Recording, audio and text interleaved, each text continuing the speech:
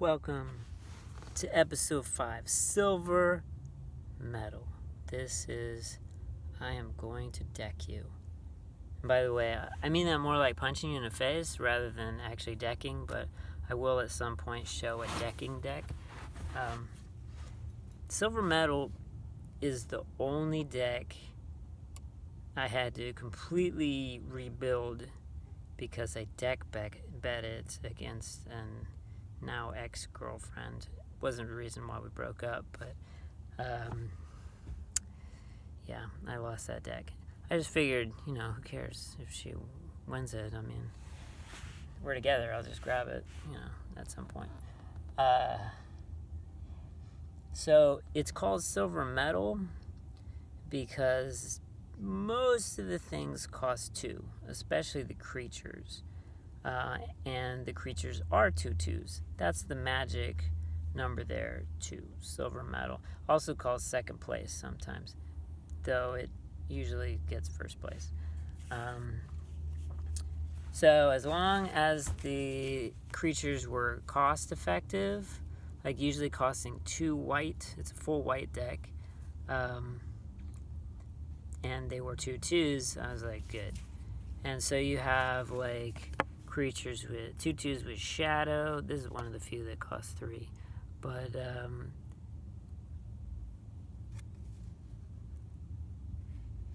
I mean, he pumps up everybody and he has shadow. Most people don't play shadow anymore, so shadow's a good way to get through. Or Bushido, you block it and pumps her up. Or how about a 3/3 flyer with vigilance for 2? That's the Sarah Avenger. Pretty sweet. She can't be played like on the first turn or anything like that, but still, it doesn't matter. I'll hold her for a little bit. The cards with protection, basically using all the white abilities, like first strike and all that stuff to their best. I think if you're starting, you should start with a monochrome deck. You should go either green or white.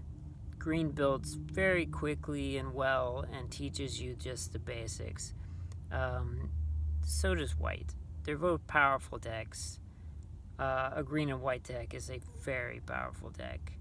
It doesn't have a lot of problems. Can do almost anything. So this is a good idea for a beginner deck. Now on the other side of this, you have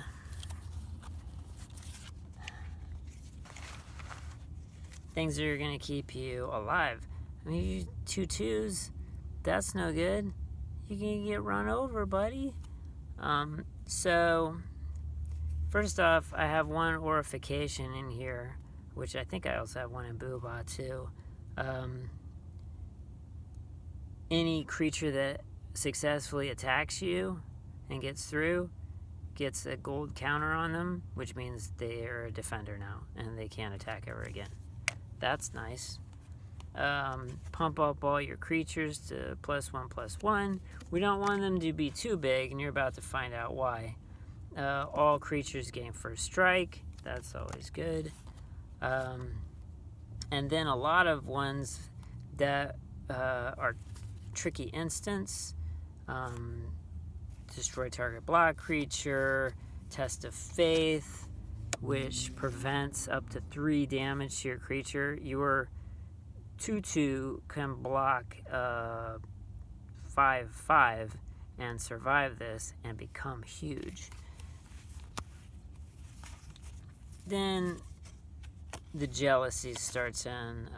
We start destroying just everybody who's bigger than you. There's a lot of cards that do that, like Topple and Radiance Judgment, or just straight up the old school starter Armageddon. Boom. I remember that happening to me. Whoa, Sarah Angel, that's pretty cool. Yeah, 4/4 flyer. Next turn, he destroyed all lands, and I had no chance of catching up. Get hit by that thing a few times, and the game was over. So the point of the deck is very simple. The plot twists are just, oh, you think I'm small? I'm not so small.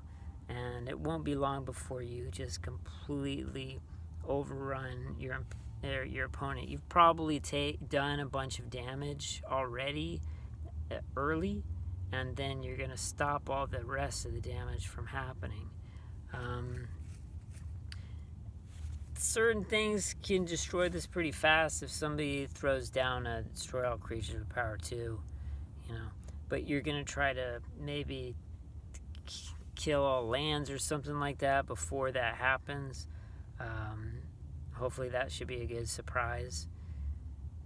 This deck wins a lot though, so I think this is a good beginner concept. You're starting out, you want a good deck for playing against one person. This is a good idea. Or just elves. I'll show you King Kong's counters at some point. And Booba, which I mentioned.